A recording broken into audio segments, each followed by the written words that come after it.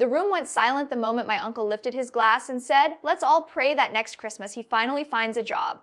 Laughter exploded across the table like fireworks, loud, sharp, humiliating. My mother didn't laugh, but she didn't stop them either. My father stared at his plate. My cousin Daniel leaned back in his chair and smirked. "Some people just aren't built for success," he added. And just like that, at our family's Christmas dinner, in front of the glowing tree and the fake golden angels, I officially became the failure. I felt my face burn, but I smiled. I always smiled. "You still working on that little app thing?" my aunt asked, cutting her turkey with exaggerated elegance. "It's a platform," I said quietly. "For what?" Daniel interrupted.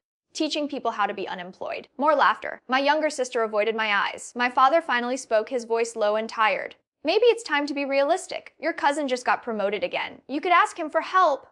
Daniel lifted his glass again. "I mean, I could try, but ambition can't be taught." That was the moment something shifted inside me. Not loudly, not dramatically, just a small, cold click in my chest. I had built my tech startup from a cramped apartment with broken heating. I had eaten instant noodles for months. I had lost investors I had rebuilt. I had slept 4 hours a night coding a financial AI tool no one believed in, including my own family, and the worst part, they never even asked what I was building. After dinner, I stepped outside into the freezing night. Snow crunched under my shoes. I pulled out my phone and stared at the notification that had arrived an hour earlier, an acquisition offer. 8 figures. The deal wasn't public yet. The contracts were signed, but under NDA until January. I could have said something. I could have stood up at that table and shattered every joke with one sentence. But revenge is not about noise, it's about timing. I went back inside, hugged everyone, and thanked them for the motivation. Daniel laughed and whispered in my ear, "Don't worry, not everyone is meant to win." I looked at him and smiled again. "You're right." January came quietly, the acquisition went through. My platform, built in silence, had been integrated into one of the largest fintech corporations in the country. My name was listed as founder. My shares converted into liquid assets. My bank balance didn't just grow, it exploded. I moved into a minimalist penthouse overlooking the city. Not for luxury. For clarity, I hired a small team, expanded the product privately, began investing strategically, real estate startups, even a silent partnership in a logistics firm. Then I started watching. Daniel worked at a mid-level management position in my uncle's company.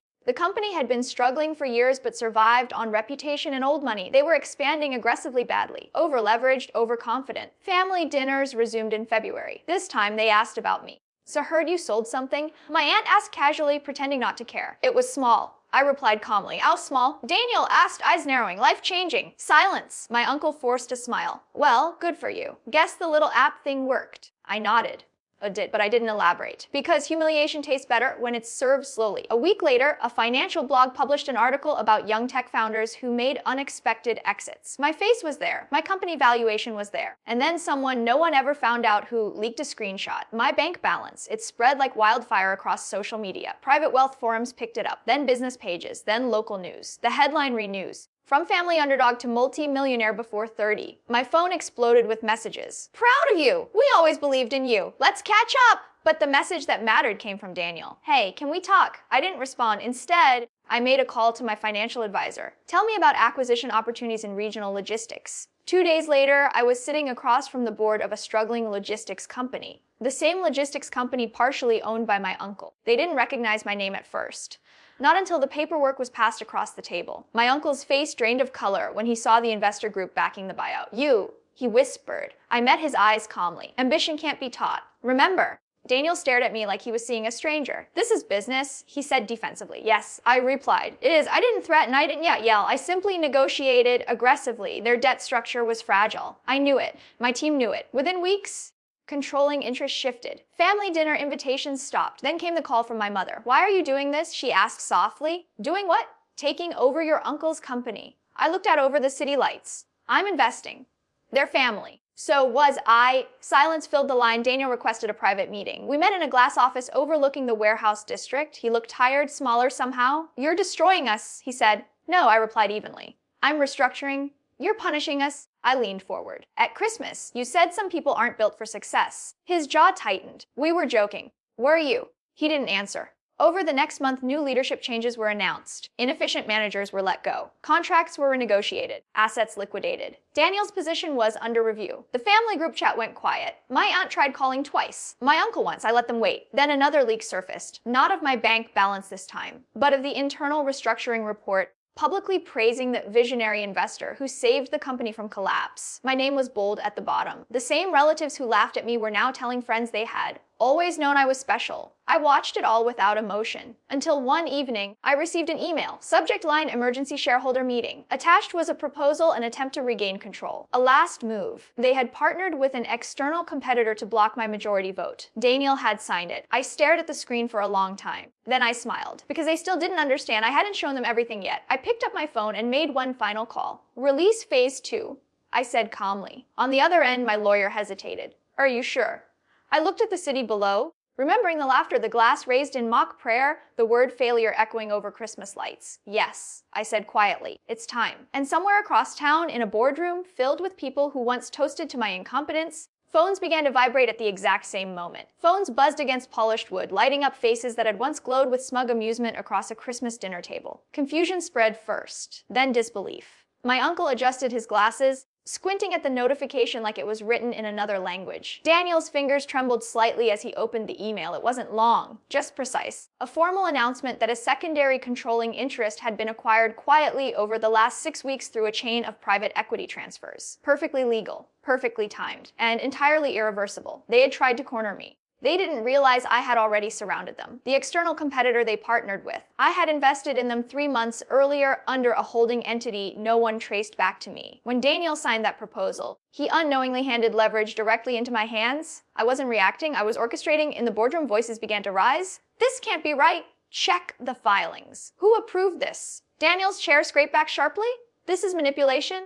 No, the senior legal advisor replied stiffly, eyes scanning the documents. It's strategic positioning. Across the city, I watched the live market response on my tablet. The company's stock dipped for exactly 11 minutes before stabilizing, then rising. Investors love stability, they love decisive leadership even more. I leaned back in my chair, remembering something my father once said when I was 16 and failed a math competition. You're smart, he told me quietly, but smart isn't enough if no one respects you. He was wrong. Respect isn't demanded, it's engineered. Daniel called me within the hour. What did you do? His voice had lost its smooth arrogance. Now carried something raw. Fear. I secured my investment. I replied calmly. You set us up? I gave you opportunities. You chose ego silence. You're enjoying this, he muttered. I paused. No, I said honestly, I'm finishing it. The emergency shareholder meeting began at 7 p.m. I joined remotely. Faces filled the screen, tight jaws. Forced professionalism. My uncle avoided looking directly at the camera. We need to discuss recent developments, he began. I interrupted gently. The legal documents were presented. The competitor's stake had been restructured. Voting power consolidated. Operational authority transferred. To me, Daniel leaned forward. You can't just erase us. I'm not erasing anyone, I said evenly. I'm correcting inefficiency. And what am I? He shot back. I looked at him carefully. The golden cousin, the promoted one. The family example. You're replaceable. The word landed heavier than any insult he had ever thrown at me. The meeting stretched for hours. Resistance weakened with every clause explained, every contract cited, every vulnerability exposed. By the end of the night, the outcome was clear. I had full operational control. But revenge isn't loud, it's quiet, controlled, and deliberate. The next morning, Daniel received a formal letter. Position terminated due to strategic restructuring. Severance package included. No public scandal. No humiliation in headlines. Just a polite exit. My phone rang again. This time it was my mother. Is it true? She asked softly. Wes? She hesitated. Your uncle hasn't slept? Daniel's furious. I closed my eyes briefly. They slept fine on Christmas. You've made your point. Have I? Another pause. Then she said something that surprised me. You changed. I looked at my reflection in the dark screen of my tablet. No, I said quietly. I revealed myself. Days passed. The company stabilized under new leadership. Profits projected upward. Employees expressed cautious optimism. Investors applauded the turnaround strategy. Publicly, I was praised. Privately, I felt still. Not joy, not rage, just clarity. Then came the unexpected knock at my penthouse door. Daniel. He looked different without the tailored confidence. No smirk, no polished superiority. Just a man stripped of his advantage. You win, he said flatly. This wasn't a game. He was to you. I stepped aside and let him in. He walked slowly across the living room, staring at the skyline. Do you know what they're saying about you? I don't care. They're saying you destroyed your own family. I faced him. Did I? You could have helped us. I did, I replied calmly. I prevented bankruptcy. That's not what I mean. I know. He finally looked at me fully. Why didn't you just tell us? At Christmas, why let it get this far? Because humiliation needs silence to grow roots. Because I needed them to believe I was weak. Because power is most effective when underestimated. But I didn't say any of that. Instead, I asked, if I had told you my bank balance that night, would you have respected me? He didn't answer. Or would you have resented me? His jaw tightened again. You always needed validation, he said quietly. No, I corrected. I needed independence. The room felt smaller suddenly. You could give me a role, he said after a moment, pride swallowed. I know the industry. There it was. Not odd apology, opportunity. I studied him carefully. Do you want redemption or access? His silence told me everything. I'll consider it, I said finally. He nodded once and left. After the door closed, I stood there for a long time. Victory feels different than people imagine. It isn't fireworks, it's silence. A week later, I received a package. No sender name. Inside was a framed photo from that Christmas dinner. The moment my uncle raised his glass, my face mid-smile, Daniel laughing. On the back, written in my father's handwriting. Respect isn't engineered, it's earned. I stared at it, something tightening in my chest. Earned. Had I earned it? Or forced it? My phone buzzed again, a new notification from financial news. Breaking internal audit reveals historical mismanagement prior to acquisition. Investigation pending. Attached were documents I had uncovered weeks ago but never released. Phase 3, I hadn't authorized this, which meant someone else had. Someone inside. I opened the report quickly. The mismanagement traced back years, long before I entered the picture. If it went public fully, reputations would be destroyed. Legal consequences possible. Daniel's name appeared in several signatures. My pulse slowed. This wasn't revenge anymore. This was annihilation. My phone rang instantly. Daniel. I let it ring once, twice, 3 times. Then I answered. What did you do? He demanded. Panic unmasked. I didn't release anything. I replied truthfully. They're saying there's more coming. I looked at the skyline again, lights flickering against the night. And for the first time since Christmas, I felt something unfamiliar creeping in. Uncertainty, because revenge is controllable, but consequences are not. Meet me, I said quietly. Where?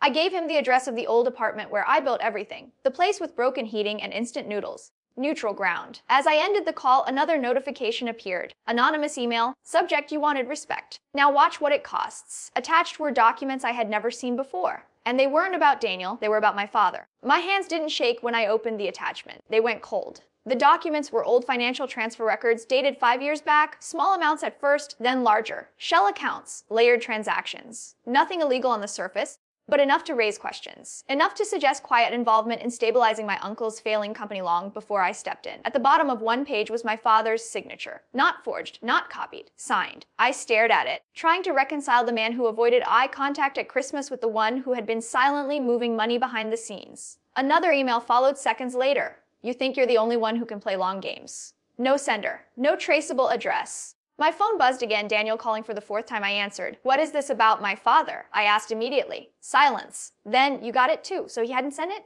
You knew. I pressed. I suspected. He admitted quietly. Years ago, when we almost collapsed, your father stepped in privately. He didn't want anyone to know. Why? Because pride runs in your bloodline. That hit harder than the signatures. The old apartment smelled exactly the same, dust and radiator heat. I had kept it untouched, almost as a monument, a reminder of hunger, of silence, of drive. Daniel arrived 20 minutes later. No suit this time, just a dark jacket, eyes tired. He walked in slowly, scanning the cracked walls. So this is where the failure built his empire. I didn't smile. Sit, I said. We faced each other across the small kitchen table where I once coded until sunrise. He placed printed copies of the documents on the table. There's more coming. Whoever sent this has deeper access. To what? I asked. To everything. The implication hung heavy between us. My father hadn't just supported them emotionally. He had financially shielded the company during its weakest years. Quiet loans. Temporary liquidity injections. He'd kept them afloat long enough for Daniel to earn promotions and for my uncle to maintain status. And they still humiliated me. He never told me. I murmured. Daniel looked down. He never told anyone. He made your uncle swear to keep it private. Why? Because he didn't want you to feel obligated. The word stabbed deeper than any insult ever had. Obligated. I stood abruptly and paced the small room. If this becomes public, it looks like conflict of interest. It questions my acquisition. It questions everything. Daniel nodded. It could trigger investigation. Or worse, the anonymous sender wasn't targeting Daniel. They were targeting me through my father. Another message arrived on my phone. TikTok. Daniel saw it over my shoulder. They're enjoying this. I inhaled slowly. Think revenge had structure, strategy, predictability. This was chaos. Who benefits if I fall? I asked aloud. Daniel leaned back. Competitors. Former board members. Anyone you removed. Faces flashed through my mind. Executives I had terminated. Investors I had outmaneuvered. A rival CEO whose expansion deal I quietly dismantled. Then one name surfaced like a shadow rising from water. Victor Hale, former CFO. Forced resignation after my internal audit exposed accounting inconsistencies. He had smiled during his exit meeting. Too calmly. He has access, Daniel said slowly, reading my expression. Yes. And motive. I picked up my phone and called my legal advisor. Lock down all internal communications. I want a forensic trace on every anonymous release. You think it's internal sabotage? She asked. I know it is. After the call ended, Daniel studied me carefully. You're not angry, he observed. I am. I replied quietly. But not at you. That surprised him. For what it's worth, he said after a pause, your father never saw you as a failure. I swallowed hard. He never said that? He didn't have to? We sat in silence for a moment, the weight of shared vulnerability unfamiliar between us. Then Daniel spoke again, softer this time. You wanted revenge, you got control. But this isn't revenge anymore. No, I agreed. It's escalation. Another notification appeared. Financial news updating the developing story. Analysts speculating on ethical concerns. Questions about acquisition transparency. The narrative was shifting, from visionary to questionable, from genius to manipulator. I felt the ground tilt slightly beneath me. This is what they want, Daniel said, to drag you into doubt. I don't operate in doubt, I replied sharply. Then operate smarter? I looked at him. For the first time in my life, we weren't competitors, we were co-defendants.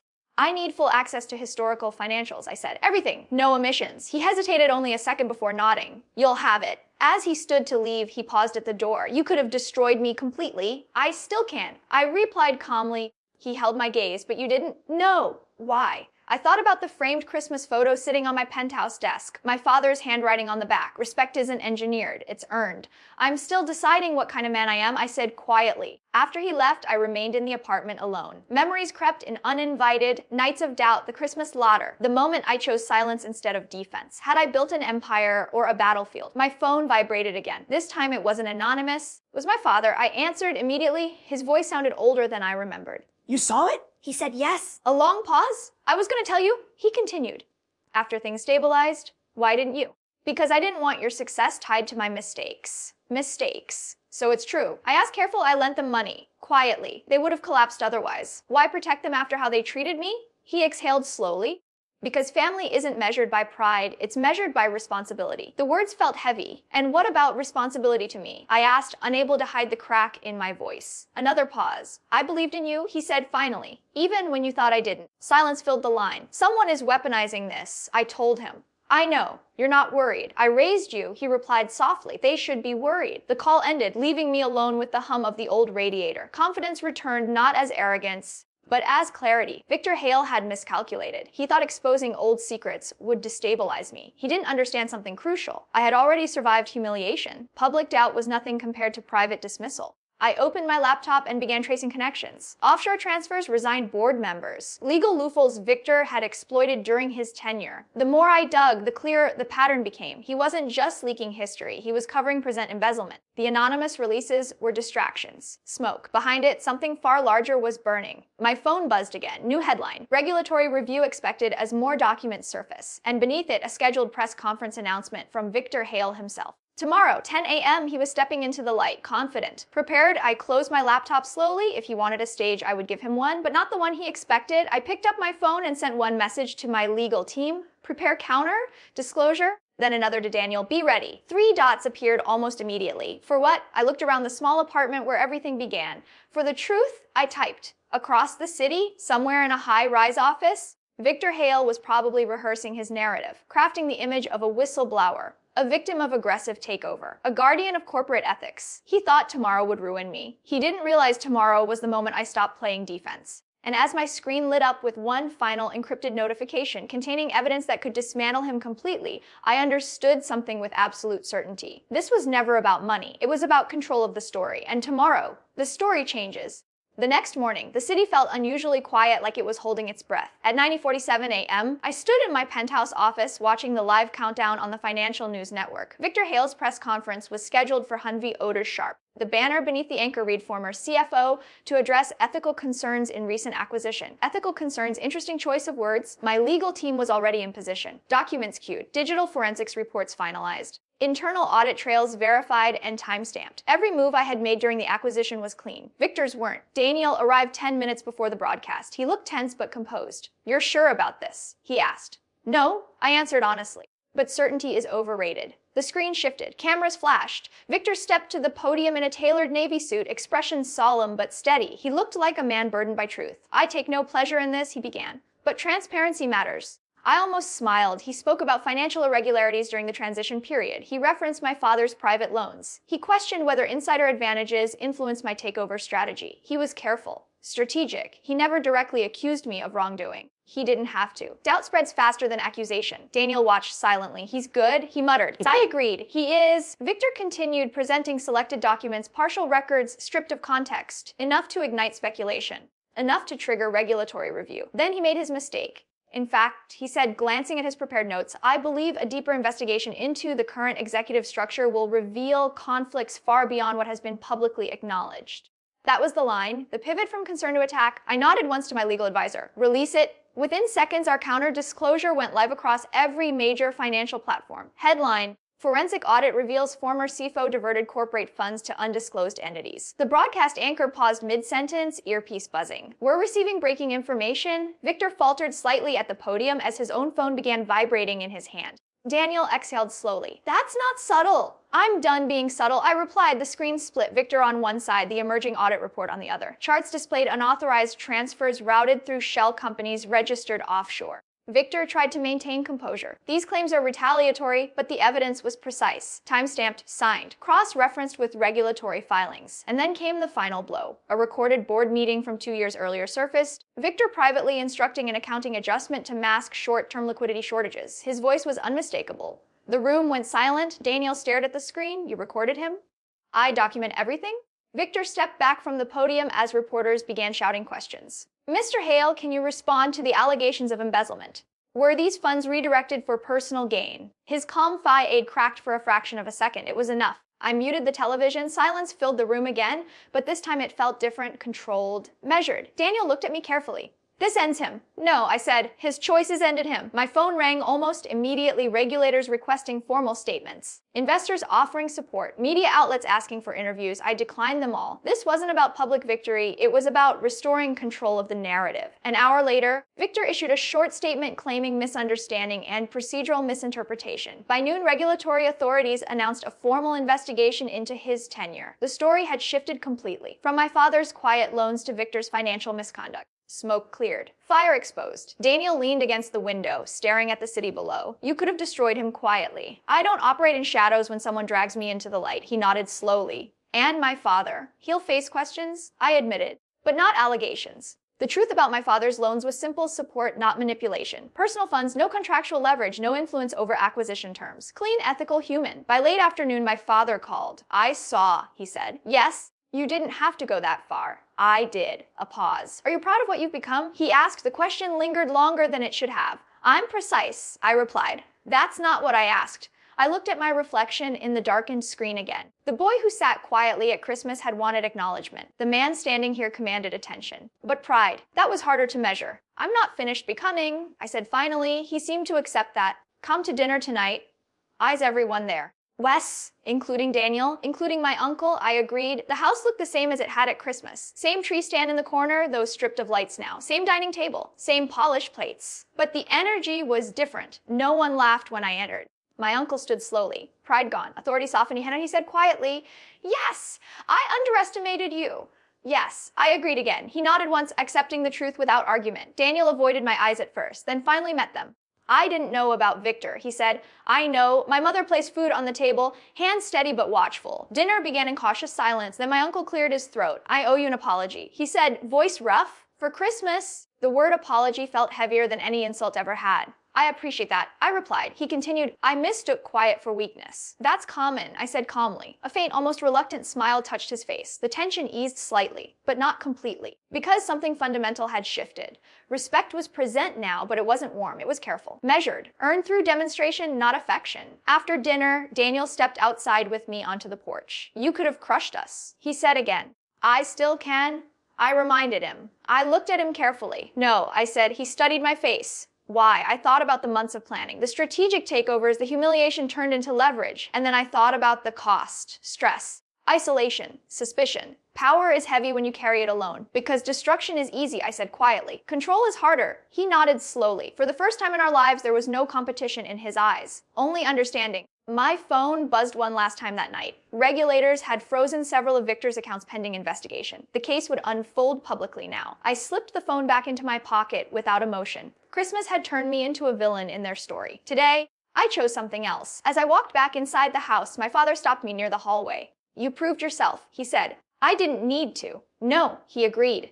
But you wanted to. He wasn't wrong. The difference now was simple. I no longer needed their approval. I controlled my own narrative. And as I looked around the table at the people who once laughed, now sitting in thoughtful silence, I realized something that no bank balance could measure. Revenge gave me power. But restraint, that's what gave me authority. Outside, snow began to fall again. Not loud, not dramatic, just quiet, like the moment everything first changed. The snow kept falling long after dinner ended. I stayed behind while the others cleared the table. The house felt smaller than I remembered, like the walls had absorbed every word ever spoken inside them, every joke, every comparison, every quiet disappointment. My uncle approached me near the fireplace, the flames reflected in his tired eyes. I built that company for 30 years, he said softly. Watching you take control felt like watching my life shrink. I studied him carefully. For the first time, he didn't look like the man who raised a glass to mock me. He looked like a man afraid of irrelevance. I didn't take it to shrink you, I replied.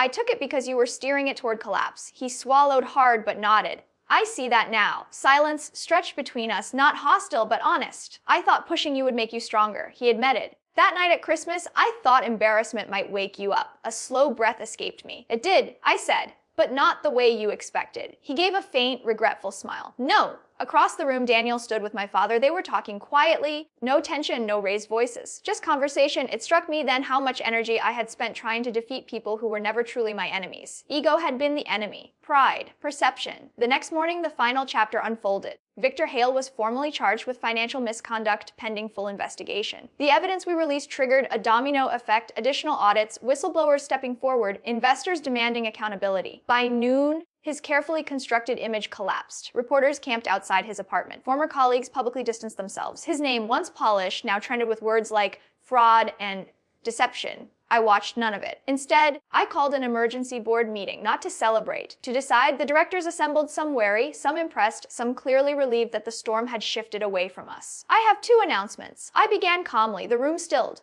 First, the company will establish a transparency charter effective immediately. All executive financial movements audited quarterly by independent third parties. No exceptions, including me. A murmur moved across the table. One board member leaned forward. That's extreme. No, I replied evenly. It's preventative. They nodded slowly. And second, I continued, I will be stepping back from daily operational control. That caused real reaction. You just secured majority authority. Another director said. Why step back now? Because control was never the goal. I answered. The truth settled slowly in the room. Then what was? Someone asked. Stability. I had taken over in anger. Built strategy from humiliation. Orchestrated dominance from silence. But staying in power out of pride would make me no different than the men who underestimated me. I appointed an experienced CEO, competent, ethical, steady. Someone without family ties. Someone without emotional entanglement. Authority doesn't weaken when shared wisely. It strengthens. By evening, the news broke again. Young investor restructures company, steps back after stabilization. This time, the narrative wasn't about aggression. It was about leadership. At home, my father sat across from me at the kitchen table. You surprised then. I surprised myself? He studied me for a long moment. You could have burned everything down? Less. But you didn't. I leaned back, exhaling slowly. I thought revenge would feel louder. And it feels quiet? He smiled faintly. That's how you know you did it right. A week later, the family gathered again, no occasion. No holiday, just dinner. There was no mocking toast this time, no comparisons. No subtle digs disguised as humor. Daniel raised his glass, hesitating briefly before speaking. To growth, he said, not to success, not to power, to growth. We clinked glasses gently. The sound wasn't sharp like it had been at Christmas. It was steady. After dinner, Daniel and I stepped outside. You changed the game, he said. No, I corrected. I stopped playing it, he nodded thoughtfully. What happens now? Now, I looked up at the clear night sky. Now I build things without needing anyone to doubt me first. He gave a quiet laugh. That might be boring. Peace usually is. Weeks passed. The company stabilized further. Employee morale rose. Investors regained confidence. The transparency charter became a model other firms began adopting. Victor's legal battle continued publicly. His downfall became a cautionary tale in financial circles. As for my father's quiet loans, they were formally disclosed, contextualized, and ultimately respected as private support during hardship, not manipulation, not corruption, just loyalty. One evening, I returned to my penthouse and found the framed Christmas photo still on my desk. I picked it up again. The moment frozen in time, Daniel laughing, my uncle mid-toast, my smile tight but controlled. For months, that image had fueled me. Now it felt different. Not painful. Not motivating. Just past. I turned the frame over. Respect isn't engineered. It's earned. I understood it fully now. Respect isn't forcing others to fear you. It isn't exposing their weaknesses. It isn't even winning. It's standing firm when humiliated. building quietly when doubted, and choosing restraint when destruction is easier. I placed the photo back down not as a reminder of revenge, but as proof of transformation. My phone buzzed softly, a message from Daniel, thinking about launching something new. No shortcuts this time. Want advice? I stared at the screen for a moment, then replied, let's build it properly. Not as rivals, not as enemies, but as equals. Outside, the city lights shimmered beneath the night sky. The same skyline I once stared at in anger now felt expansive instead of distant. Christmas humiliation had turned into acquisition, acquisition into confrontation, confrontation into revelation, and revelation into something stronger than revenge, control, clarity, choice. I walked to the window, watching snow begin to fall again, just like that night when everything started, only this time there was no cold knot in my chest, no silent vow of retaliation, just calm. They called me a failure at Christmas. They laughed. They underestimated. And yes, my bank balance leaked. But in the end, it wasn't the money that changed everything. It was the moment I realized I no longer needed their permission to succeed. The boy who smiled through humiliation became the man who controlled the outcome. Not because he destroyed everyone who doubted him, but because he proved them wrong without becoming what they expected. The tree lights were long gone now, the laughter replaced with respect, and somewhere between revenge and restraint, I won.